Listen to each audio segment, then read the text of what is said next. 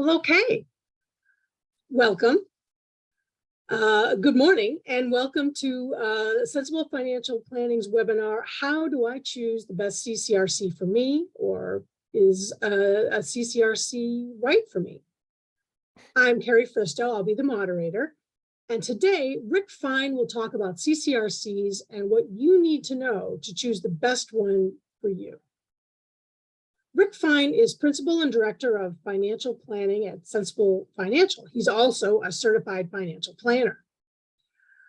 Just so you know, you can see all of our past webinars on the Sensible Financial website at www.sensiblefinancial.com/webinars. You can register for upcoming webinars through a link in our newsletter, which comes out monthly, or at sensiblefinancial.com/webinars. Just a little housekeeping, please submit your questions through the Q&A link at the bottom of the window and not the chat window. It's much better through the Q&A. Rick's going to get to as many questions as he possibly can. Unfortunately, he can't give personal advice because he just doesn't have the context, to be able to accurately answer those questions. But general questions would be great. And we will display Rick's contact information at the end of the webinar. Now, Rick will begin by highlighting the takeaways from the last webinar and tell you what he's going to talk about today. Take it away, Rick. Thanks, Carrie, and hello, everyone. Thanks for joining us today as we continue to explore continuing care retirement communities. Today, I'm going to discuss the following topics: types of CCRC contracts that are commonly offered and how you might determine which one is right for you. How a CCRC determines whether a prospective resident is eligible to live there. I will give a couple of examples of financial eligibility. And then finally, how to determine whether a CCRC is worthy of having you as a resident. Important questions you should be asking staff and residents when you visit a community. But before I do that, let me just summarize some important takeaways from last week's webinar. First, considering congregate living or community living is as much of an internal psychological process as it is financial. Based on my work with clients over the years, I can tell you that for most people, deciding whether community living is right for them is a very long process. Second, CCRCs are not for everyone. Many people would prefer to remain in their home as long as possible, and they would view community living only if they were physically or mentally unable to stay in their own home. And that sort of precludes CCRC living because most CCRCs will admit you only if they believe you are likely to remain independent for the first 3 to 5 years after moving in. Third, it's a big decision with a hefty price tag, so it is important that you do your due diligence. And in today's webinar, I will help equip you with some important questions to ask when evaluating a CCRC. Fourth, if you feel a CCRC is right for you and you've identified a community you like, don't wait too long to make the move. Waiting lists are very long in many cases. And if you put it off too long, you may develop a medical condition that would make you ineligible to move there. And finally, even if a CCRC is not right for you, having an aging plan in place will help you age with dignity should a health contingency occur. So let's now move to the types of CCRC contracts. There are 6 major types, although there are many variations among those 6. And you see the first 3 on your screen, and then the next screen will have the next 3. So the first 3 are Type A, Type B, and Type C contracts. All these contracts have entry fees. So you pay a certain amount of money so that you can move in. And then after that, after you move in, there's a monthly fee going forward for as long as you stay in the community. A Type A contract, also called a life care contract, has the highest entry fee among the 3 types of contracts. And it also has the highest monthly fee among the 3 contracts. But the monthly fee stays the same or almost the same, regardless of the level of care that you need. So if you move into the independent living unit and you're paying a certain amount of money, then if you have to eventually move to assisted living or skilled nursing, you will not be paying that much more for those services. And you may be aware that those services in other types of facilities can be very expensive. So if you think about it, a life care or type A contract can be thought of as an implied long-term care insurance. The only difference between this long-term care insurance and a regular long-term care insurance policy that you might get through an insurance broker is that this long-term care insurance is only for that specific community. If you leave the community, you no longer have that insurance aspect. So a type A contract might be good for somebody who doesn't already have long-term care insurance, or if their policies if they have small policies, or they don't cover all kinds of care. Now type B is called a modified fee for service contract. With a type B contract, the entry fee is lower than type A, and so is the monthly fee. But if you need to go into assisted living or skilled nursing care, then you will pay more. And now you will get a discount off the market rate for assisted living and skilled nursing, but it will still be significantly more than if you had a type A contract.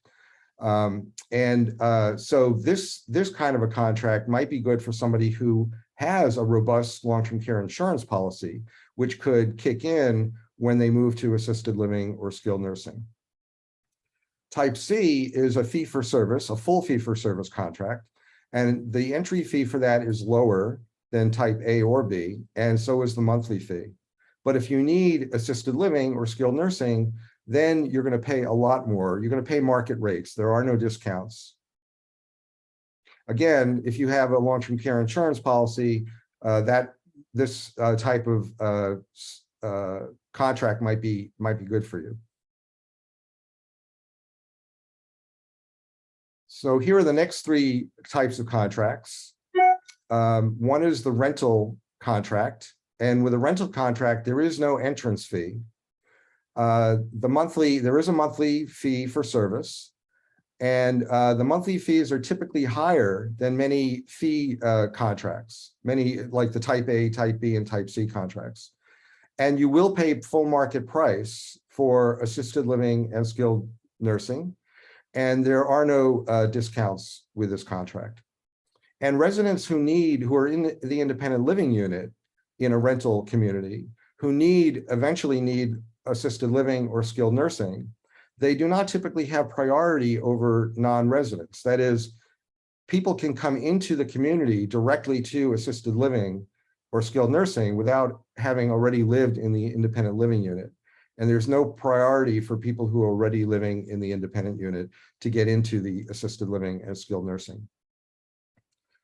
So this contract might be good for someone who doesn't have a lot of liquidity. They don't have a lot of cash to afford the entry fee. They may already be renting and not have home equity, where they could sell their home and then they could use the equity from that for the entrance fee.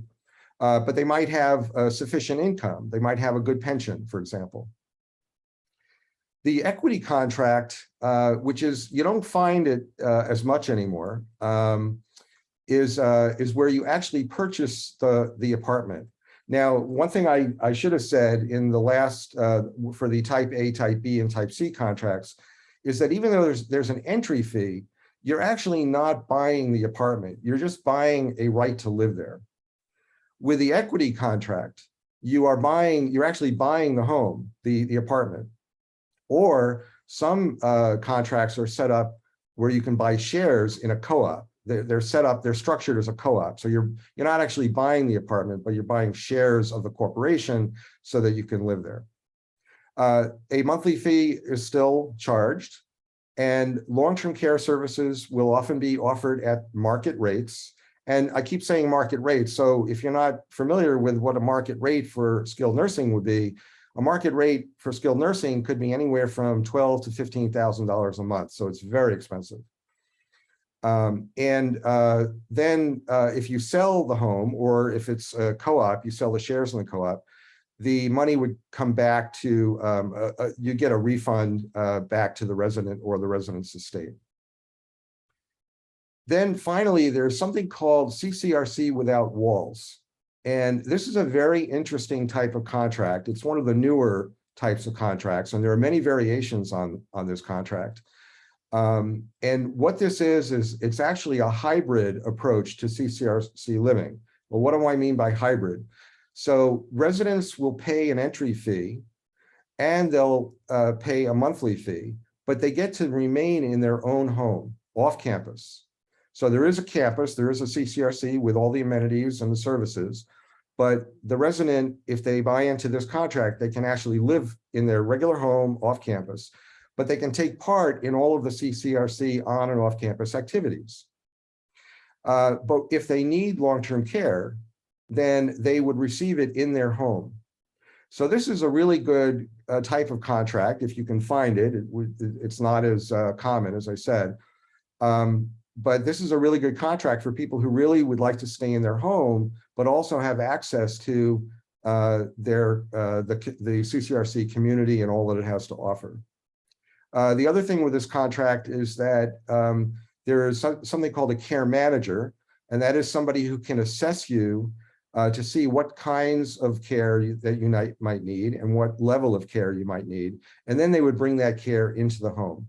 So this is a space that is definitely moving pretty quickly. Like I said, there's a lot of variations, and it's really an interesting space to watch because a lot of people would really like to stay in their home as long as possible. So I've talked about the 6 types of contracts. And I also mentioned that with the entry fee, which is for the type A, B, and C contracts, and probably the hybrid contract, with the entry fee, you would get a refund when you leave the community. And you either would leave the community voluntarily during life, or if you die, that's another way of leaving the community, your estate would then get a refund off the entry fee. And the refund is usually a percentage of the entry fee. And the way the refunds typically work, and I'm showing you 3 examples, a 90% refund, 75%, 50% refund. I've seen other percentages. I've seen 40%, et cetera. I'm just showing you 3. But the way the refunds work is that if you pay an entry fee based on the listed price of the apartment, then the communities will give you a 90% refund when you leave the community. And then, by the way, that's 90%, that's a nominal amount. So in other words, the entry fee does not grow with interest or with inflation. If you pay $500,000 for the entry fee and then you leave the community with a 90% refund, you're going to get $450,000 back, even if you leave 20 or 30 years later. But anyway, so if you buy at the listed price, you would get a 90% refund. But some people don't want to buy at the listed price. They maybe can't afford the listed price because the entry fees tend to be expensive. So some communities will allow you to buy into the community for a modest reduction or a large reduction in the entry fee, as long as you're willing to accept a smaller refund. And that's what you see there, the 75 and the 50. So a modest reduction in entry fee or a larger reduction in entry fee is possible off the listed price, as long as you're willing to accept a smaller refund. And sometimes these refunds work in such a way where you buy in, you pay the entry fee, and then as soon as you move in, every month, the refund that would come back to you would decrease by 1 percentage point until you get to the 75 or the 50. So it's a gradual reduction in the refund. So again, these can be really nice because if you feel you can't afford the listed price for an apartment that you like, you might be able to get that same apartment for a lower price as long as you're willing to accept a lower refund. And this could be really good for people who don't really have heirs, such as people who don't have children, who don't really have a compelling reason to make sure that their estate is refunded, sufficiently refunded. So that's something to consider when you're thinking about these contracts. Okay, switching gears now. How do you know if you qualify? So you may know that CCRCs are a little bit different from other older adult living communities. They do have some requirements for eligibility. The first one, really, which I don't have here on the screen, is that you have to be at least 62 to move into one of these communities. Now, realistically speaking, you're probably going to be hard pressed to find somebody in a CCRC who is 62 years old. Most of the time, people move in when they're in their late 70s or early 80s. The average age of a resident there usually is around 80 years old. But CCRCs have other requirements, and you see them here on the screen. You have medical requirements, cognitive requirements, and financial requirements. So let's talk about the medical requirements. Now, at that age, at the age of 80 or 75, everybody's got something. They understand that. But you really must be reasonably healthy to move in. And what they're really looking for is they want to make sure that you are, that there's a good likelihood that you'll be able to remain independent in the apartment for 3 to 5 years without needing significant long-term care. And so, and CCRCs differ amongst themselves on what they would consider eligibility from a medical perspective. There are some communities who will actually allow you to move in if you have early stage Parkinson's, because at that stage, you can still live relatively independently. They might charge you a little bit more if you move to skilled nursing. That might be built into the contract if they already know you have a serious illness. But for the most part, some CCRCs will let you move into the community, even if you have a serious medical condition such as diabetes or Parkinson's or MS. Other CCRCs are much stricter, and they say, no, if you have a debilitating condition, we will not accept you. So you really do need to ask when you talk to the salespeople about that. Then there's the cognitive requirements. And so what's really important here is that they want to make sure that when you move in, you must be of sound mind. And they will either give you a cognitive test, which probably won't be very difficult. They just want to make sure that you don't have dementia or Alzheimer's. So they'll either talk to you extensively to make sure you're lucid, or they'll put you through some sort of a cognitive test. And that is a real showstopper for them because they want to avoid a situation where somebody moves in, they leave a pot on a hot stove and they leave their apartment, or they walk off campus at 3 in the morning in their nightgown, because that's what Alzheimer's people sometimes do. So they want to be careful about that. They want to make sure you're not a danger to yourself and to your neighbors. And then there's finally the financial requirements. They want to make sure that you will be able to afford the fee, the monthly fee, on a long-term basis. And I'm going to give you 2 examples of financial eligibility, or how the CCRC determines financial eligibility, on the next 2 pages. So let's look at example number 1, and I'm going to use my my pointer here. We'll call her Sally Sample.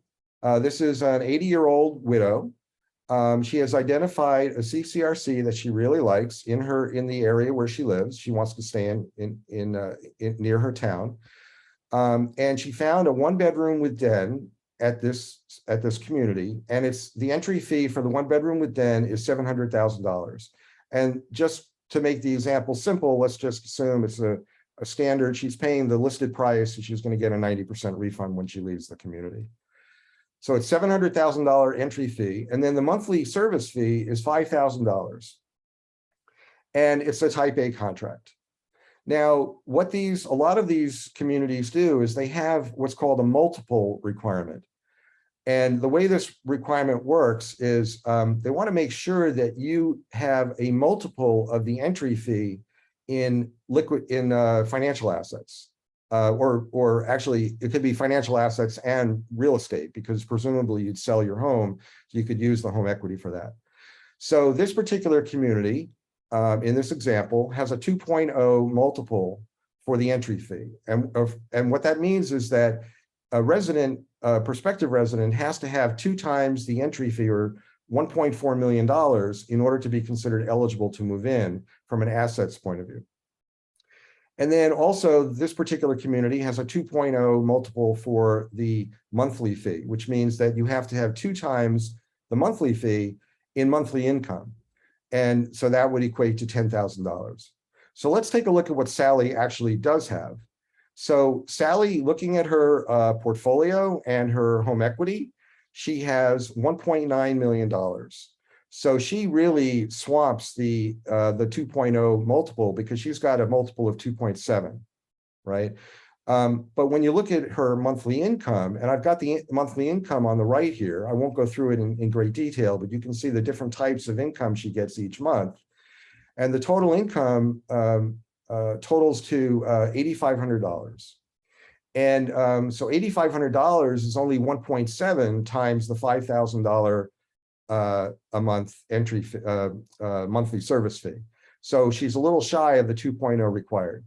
So while she swamps the asset requirement, she comes up a little short on the monthly income requirement. So the question is, will the CCRC approve her for her 1-bedroom with den?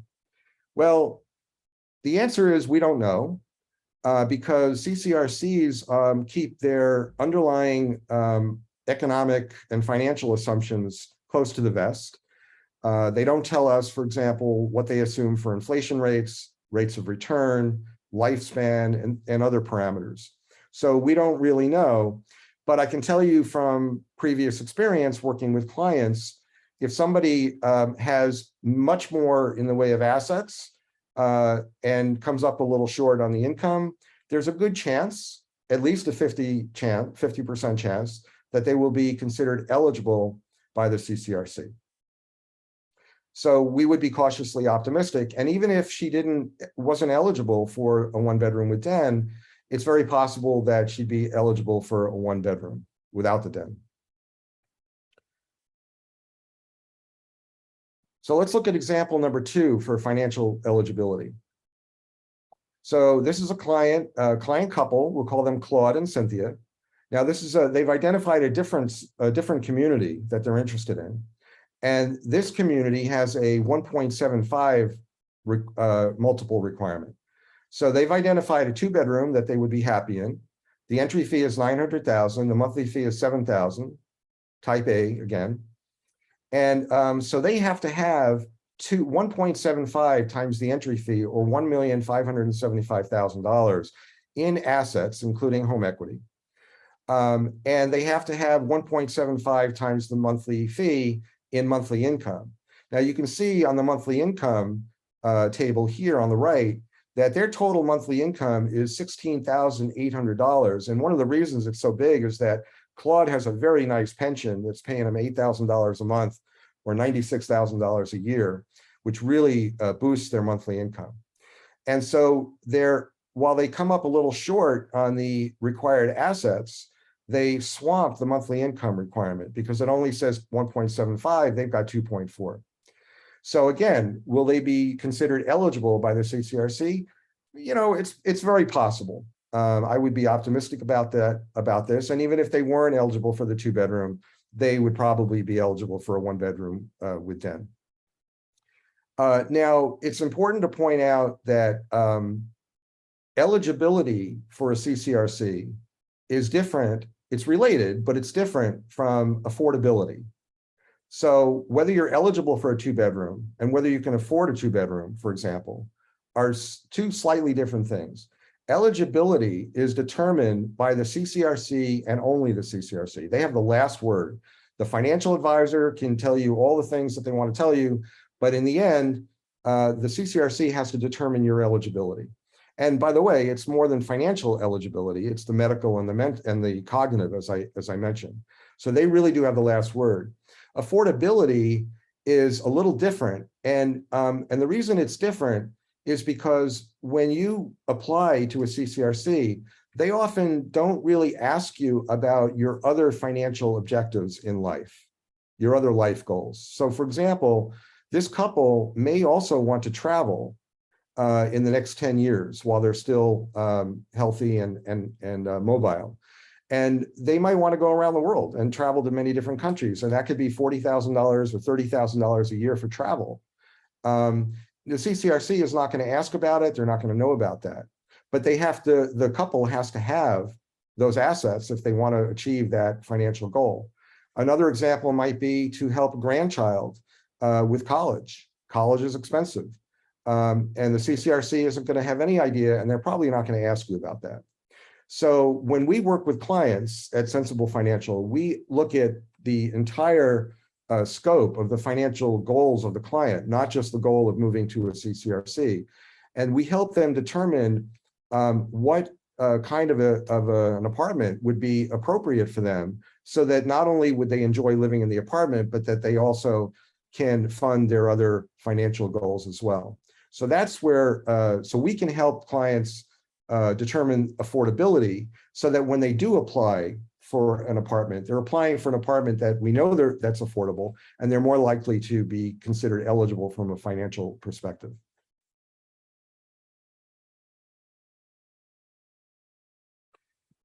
So we talked about how a CCRC determines whether you're eligible to live there.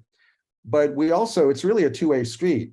You need to determine whether a CCRC is worthy of having you as a resident.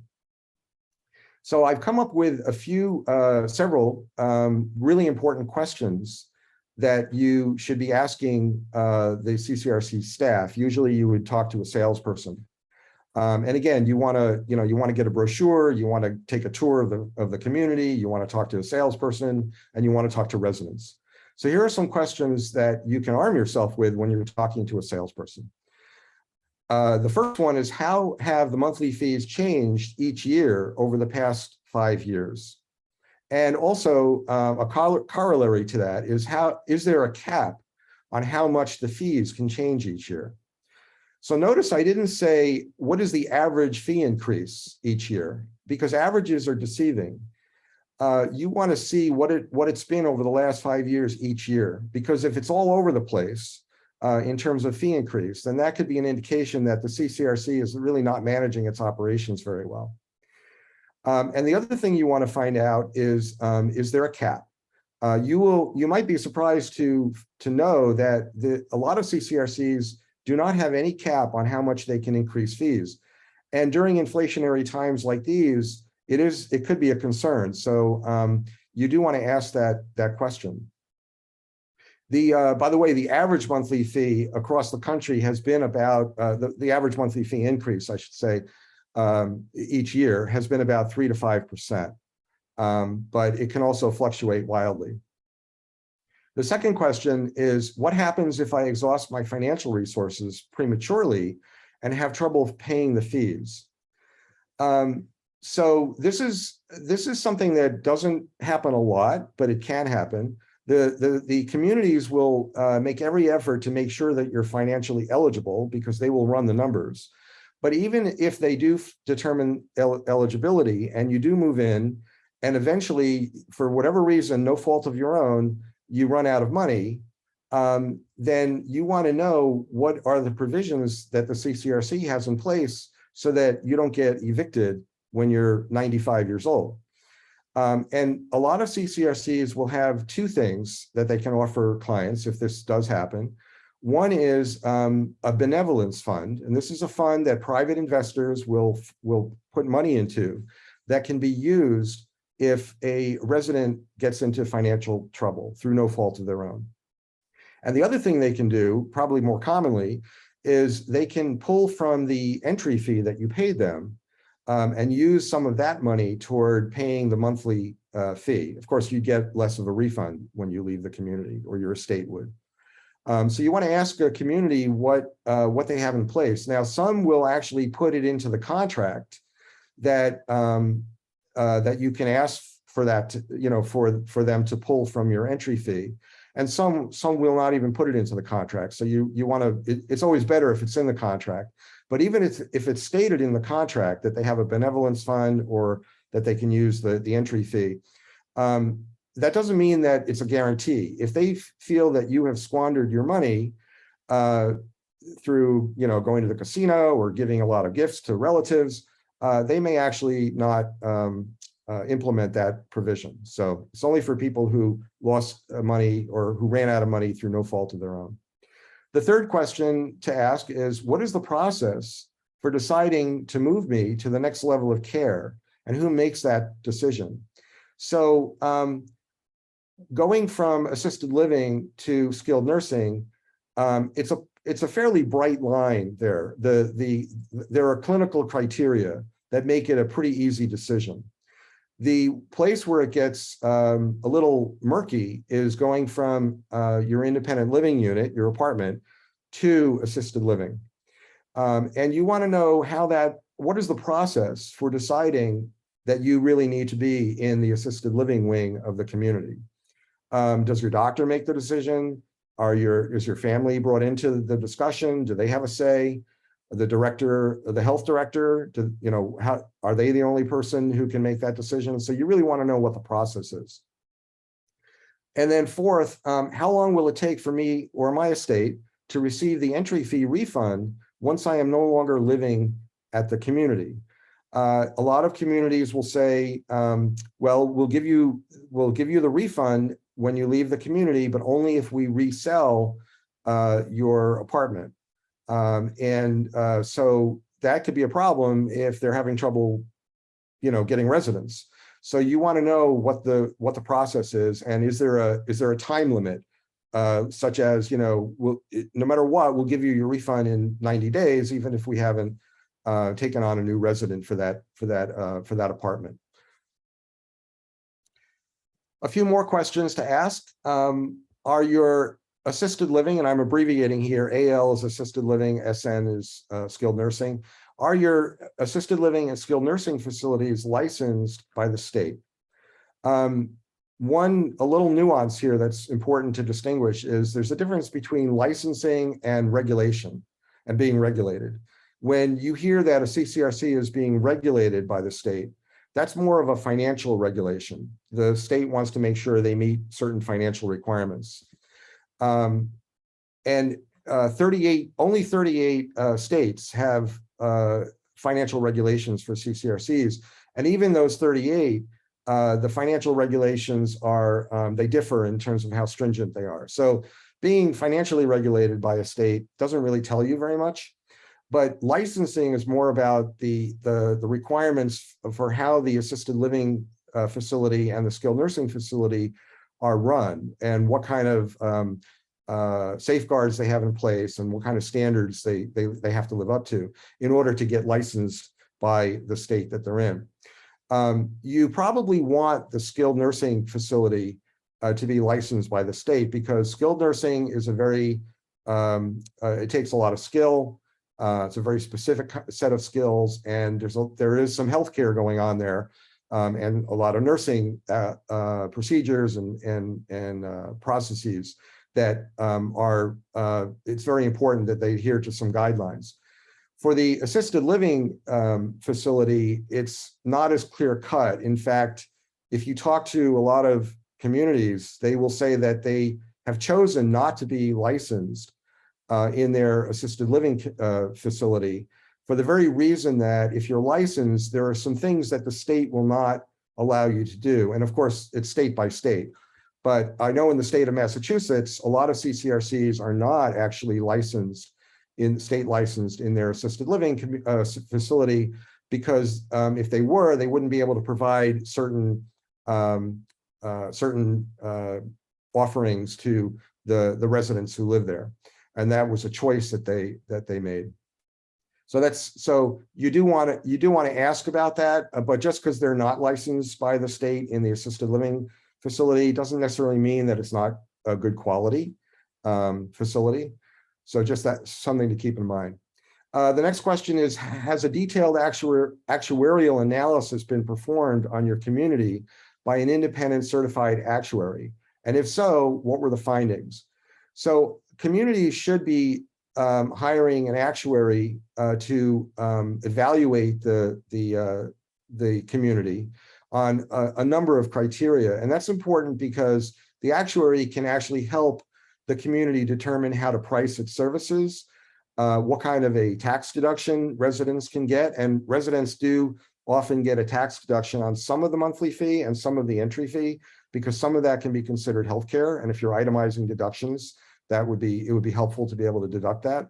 So the actuary can help there. And if there are deficiencies at the community, the actuarial analysis can point those out. And so you don't necessarily need to read an actuary's report, but you do want to get a summary. They should be offering you the report. That says something. If they're not offering it, or if they're denying you a report, that could be a red flag. So getting a summary, and it's not always going to be perfect. There will be some positive findings and some negative findings, but you just sort of want to know what the negative findings are and what they're doing to correct that. Thirdly, what has been the trend in the occupancy ratio of your independent living units? Now, an occupancy ratio is simply a financial ratio, and it is basically the number of units that are occupied at the community, number of independent living units that are occupied at the community, divided by the number of available units on the campus. And it's a percentage. And what you're looking for here is somewhere around in the low to mid 90s, 90%. If the occupancy ratio is less than 90%, it could be an indication that for whatever reason, the community is having trouble attracting residents. So you'll often see, something in the 93 to 95%. That's pretty strong. But you also might see 100%, which isn't necessarily good either, because that just means that there's no room there. And I visited a CCRC not too long ago that told me they had 100% occupancy ratio. It was so filled up that they actually had to close down their waiting list for new people, because their waiting list was a mile long, and it was going to take years and years and years for anybody to get a unit there. So if the occupancy ratio is too high, that may be that it may be that you'd be waiting a very long time, and that might detract you. And then finally, what percentage of the entry fee and monthly fee can be deducted on a resident's tax returns? Well, I alluded to that when I talked about the actuarial analysis. In most cases, you should be able to deduct a percentage of the entrance fee and the monthly fee. Now, of course, the entry fee would only be a one-time deduction because you only pay the entry fee once. But each year, you should be able to deduct some of the monthly fee. And each year, that might actually be different based on the actuarial analysis. That's why it's important to do that. So those are the questions that you would ask a salesperson, and maybe even a director of finance, although they're a little harder to, they're not really customer facing. But if you insist, you could probably get a meeting with the finance director and ask some of the more detailed financial questions. But you also want to talk to the residents. And if possible, you want to talk to the residents without the salesperson present. And what would be ideal is if you know a resident already who's living at a CCRC that you're interested in moving to, that would be great to make an appointment with that person. It might be a friend of yours, it might be a friend of a friend. Ask to come onto the campus. Maybe they can give you a tour of the campus. Maybe they can take you to lunch or dinner in the dining facility so you can get a sense of what the food quality is. But you want to ask them some pointed questions. And I put together 5 important that I feel are the most important questions. One is, how responsive is the CCRC staff to their needs? Are there any staffing shortages, and where are they? You'll find, especially now with COVID, there are a lot of staffing shortages, just like there are staffing shortages and supply shortages in other businesses. CCRCs are not immune to that. You want to know where those staffing shortages are. They're often in the dining facility, just because there's usually more turnover in the dining facility. But also, you want to know if there are staffing shortages in the skilled nursing or the assisted living community. And that's a little more concerning because it takes longer to staff those up, because the people who work there have specialized skills. So you may find that there are staffing shortages. I know for a fact that some CCRCs have actually needed to shut down a portion of their skilled nursing wing or their assisted living wing until they can staff it up, because they want to maintain a staff to resident ratio. So that's the first question. The second question I would ask is, what do they like most and least about living there? It's a straightforward question. They should be able to answer easily. And then the third question to ask is, how does the reality differ from their expectations before they moved to the community? There are some things that you may not even be thinking about until you actually move in there, and then you'll realize, well, I should have asked about this. Case in point, I have a friend who moved in recently to a local CCRC here in the Boston area, and he didn't realize that it would be a big adjustment going from a 3,000 square foot home with a private backyard to a 1,200 square foot apartment with a small balcony. You know, he can still go out on the campus and he can walk around, he can go off the campus, but it's not the same. And he said he's okay with it, but it did take a little bit of adjustment. So maybe they can help you with thinking about some things that you would not have ordinarily thought about. The fourth question would be, how would they describe the resident culture there? Now, culture is a general term, and it can mean a lot of different things. And this is a really important question. Every CCRC has its own culture, its own leanings, its own ground of being, if you will, reason for being. There are some CCRCs that have started up that have religious roots.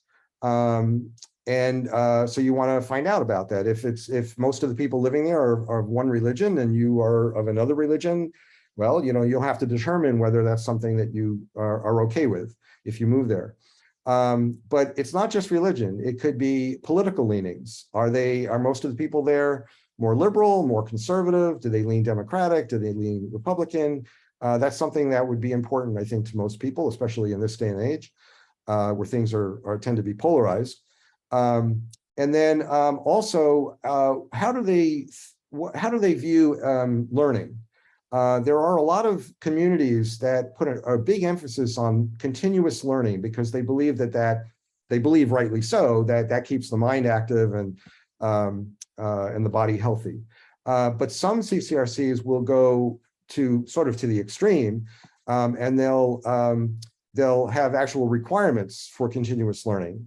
You know, whether it's volunteering, whether it's reading, joining a book club, whether it's taking a college course, and they'll require that you have a certain number of learning points each month or each year. And some residents, some prospective residents may not, may be turned off by that. Others may love it. And then there are some CCRCs that are completely the opposite, that if you ask them if they're affiliated with any kind of a college, do they bring in university professors to talk about various topics, they might look at you cross-eyed.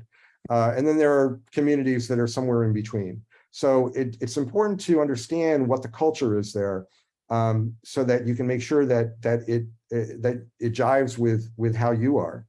And then finally, did the resident make the right decision to live there? Would they recommend this CCRC to a friend? That's really the bottom line. And so you want to ask that. All right, the last, two more slides. So let's say you have identified a community that you'd like to live in, and you're ready to go ahead with the process. You want to choose 1 or 2 independent living units, apartments or cottages. Some of them have actually cottages. And then you want to fill out an application. The application is usually around 3 to 4 pages. They ask for assets, all of your assets and home equity, and all of your liabilities and all of your income. And then they ask for a deposit. And usually the deposit is $2,500 or something like that. Most of it is refundable. Some of it they'll keep as for administrative purposes. And you list the independent units that you're interested in, and it can be more than one. And that'll put you on their waiting list. Now, I could do a whole webinar on CCRC waiting lists because the waiting lists tend to be complicated. And some CCRCs have multiple waiting lists. They have a slow burn waiting list, and then they have really ready to go waiting lists. So it's a very complicated topic of waiting lists. But you do want to get on their waiting list because the waits could be long. And the wait tends to be longer the larger the unit that you are looking to move into. Then you want to get your home ready to sell. That is easier said than done. If you have been living in a place for 30 years and you have 3,000 or 4,000 square feet, you probably have a lot of furniture that will not be able to go to a CCRC because the units do tend to be a lot smaller. So you want to fix up the home, you want to start purging, you can donate, but you really want to get started right away on that because it takes a long time. And you also may want to hire somebody who can help you determine what to keep and what to give away. There are professionals who can do that. When your unit does become available, when you rise up to the top of the waiting list and there's a unit available, that is usually when they're going to ask you to take the health exam and they're going to ask for proof of finances. And now you might want to ask them to evaluate your finances when you first get on the waiting list. A lot of CCRCs will not do that, but you want to make sure that you can really, that you're eligible for those independent living units when you get on the waiting list, not when you've waited 2 years only to find out that you're not eligible. But you will take a health exam, you will provide proof of finances. Usually they'll ask for some financial statements from your financial advisor or custodian. If there was a buy-in arrangement associated with your apartment, you would then put down a deposit. Usually it's around 10% of the entry fee, and you would sign a contract. Then you would put your home on the market. If you own a home, you'd put the home on the market, and then you'd move into the community. You can move in before you close on the home or after you close on the home. But they'll ask for you to put down the remaining entry fee amount within 30 to 60 days of when you move into the community. And they will often give you some leeway on that. So that is, every application process is different for different CCRC. This is what we found to be generally the way that it works. And then finally, I talked about long-term care insurance when I was talking about the type A, B, and C contracts and the rental contracts. It's worth talking a little bit more about that. It's sort of a murky area for if you own a long-term care insurance policy, then this would apply to you. So the first thing you want to do is you want to consult with your insurance carrier to determine how your long-term care insurance policy will coordinate with the CCRC that you've chosen. So a policy may only reimburse for additional expenses over and above the monthly service fee. With a type A contract, it gets a little bit murkier because you pay pretty much the same fee no matter whether you're in the independent living unit or the assisted living or the skilled nursing facility. So it's not clear that if you have a type A, which is really implied long-term care insurance anyway, that your policy would pay anything unless maybe you needed a little bit of care in your apartment, but you don't need so much long-term care that you would have to move to the assisted living wing of the community. But you want to get clear on what the policy will pay and under what circumstances. With a type B and type C contract, it's a little bit more clear that because the fees are going to be much higher when you move to assisted living or skilled nursing, it's more likely that the policy will pay. But again, you want to make sure of that. And also state licensing, as I mentioned before, for the assisted living and skilled nursing wing is important. Some policies will require that those other wings of the community will be licensed by the state. So again, you want to talk to your insurance carrier, and you also want to talk to the community. Although I find that the salespeople almost never know about this, and it boggles my mind that they wouldn't know anything about this. You might have to talk to the director of finance, and also maybe talk to a resident if they had long-term care insurance. The final thing I'd say about long-term care insurance with CCRCs is that even if the CCRC, it turns out, will not coordinate well, or the policy will not coordinate well with the community that you're interested in, then you still, even if you're going to go on a type A life care contract, which is that implied long-term care insurance, you might think about keeping your policy anyway for a time after you move in, until you can make sure that, number one, the community is not running into financial trouble, and number two, that you actually like living there. The last thing you want to have happen is you move into a community under a type A contract, which is the implied long-term care insurance. You have a policy, you say, well, I don't need this policy anymore, I'm going to cancel it. And then a year down the line, you determine that this community is not for you and you want to move out. Well, then the odds that you're going to be able to resurrect your long-term care insurance policy are pretty small. So you want to keep it until you're sure that the CCRC is the right place, was the right move for you. And again, if you're under a type B and C or C contract, or even a rental contract, you will probably want to keep the insurance. Okay, so Carrie, I think we're ready for some questions. Okay, and we do have some. First of all, Steve asks, is there a good search engine for finding a CCRC that meets certain criteria? Yes, in fact, in my first webinar on CCRCs a couple of weeks ago, I gave two links that you can, two websites that you can go to, and one of them has a really nice search mechanism. It's called mylifesite.net, mylifesite.net, I believe. And you can search for a CCRC geographically, because you may not want to live, you may not want to move to a CCRC in your area. You may want to live, let's say, closer to your children, which your children may live across the country.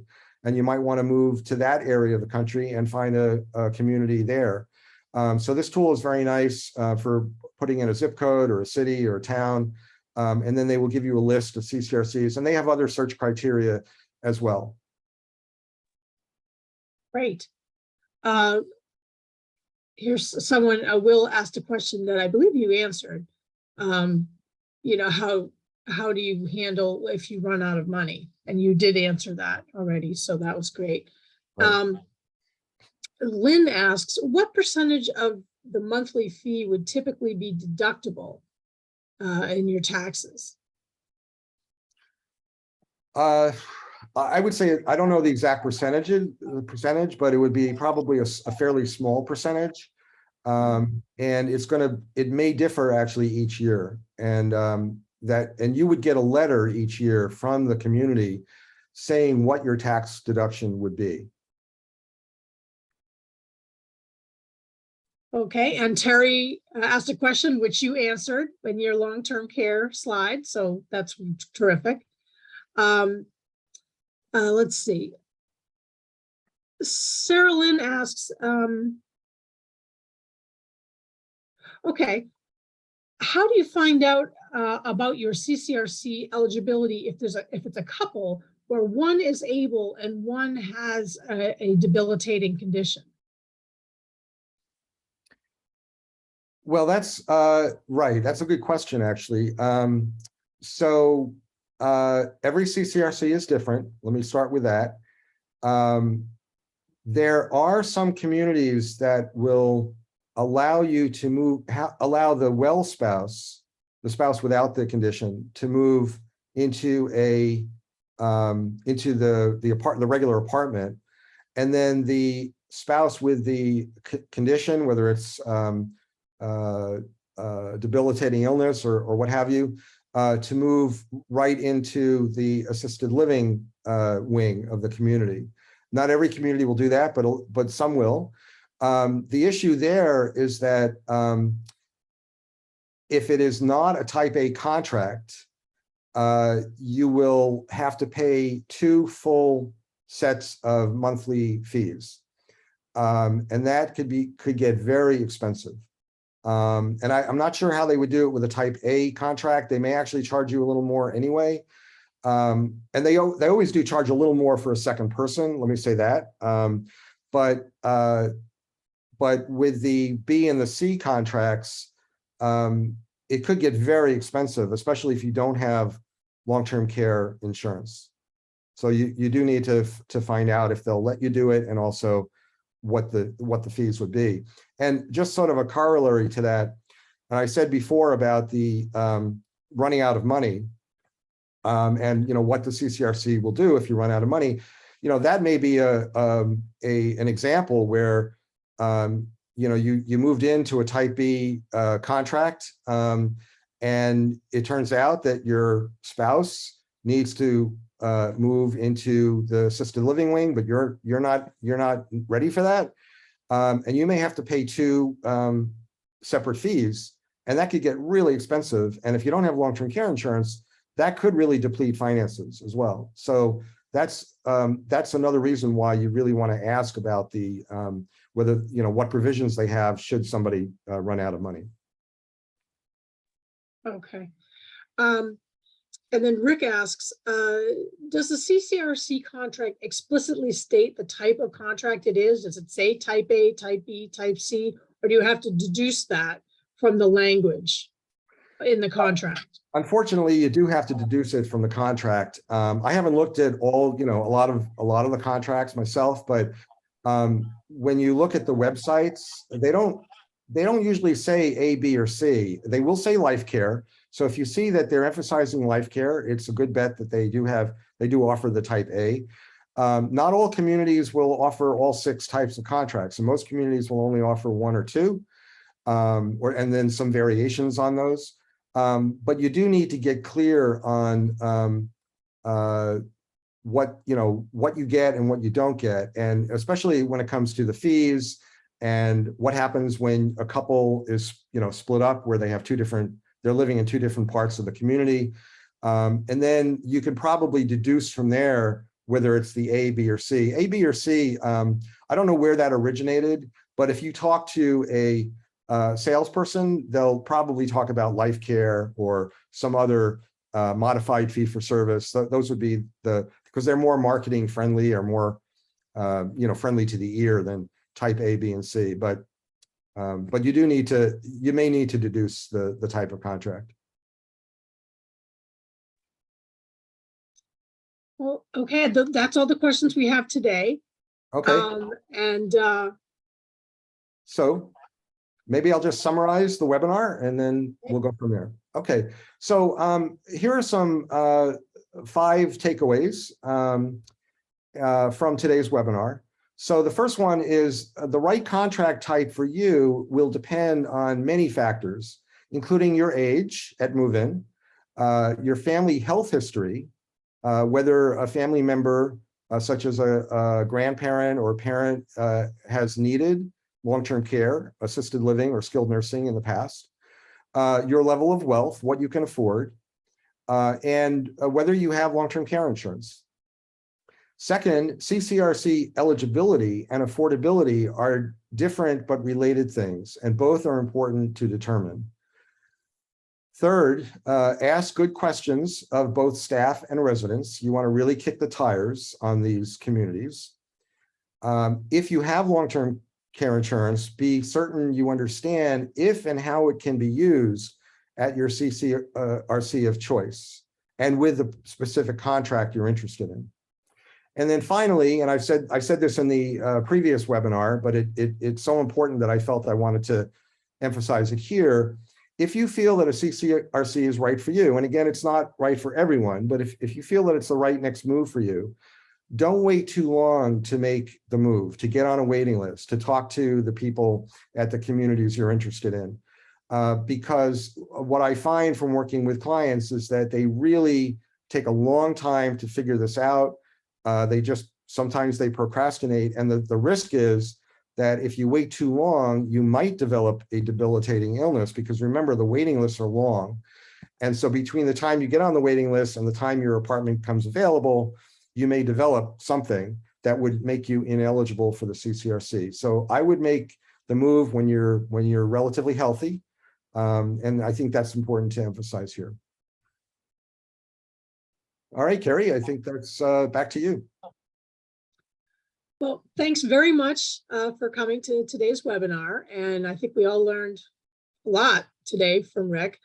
If you have any more questions about CCRCs or other financial topics or retirement topics, please contact Rick Fine at rick.fine@sensiblefinancial.com. And here's his phone number there at 781-642-0890, extension 111. And he'd be happy to answer any further questions that you have or more specific ones to your situation. And stay tuned for the Sensible newsletter, which comes out later this month. And we'll have information on future webinars. Also, if you are interested in any of our past webinars or the first part of Rick's series on CCRCs, you can find that on sensiblefinancial.com/webinars on their website. And thanks very much for coming today.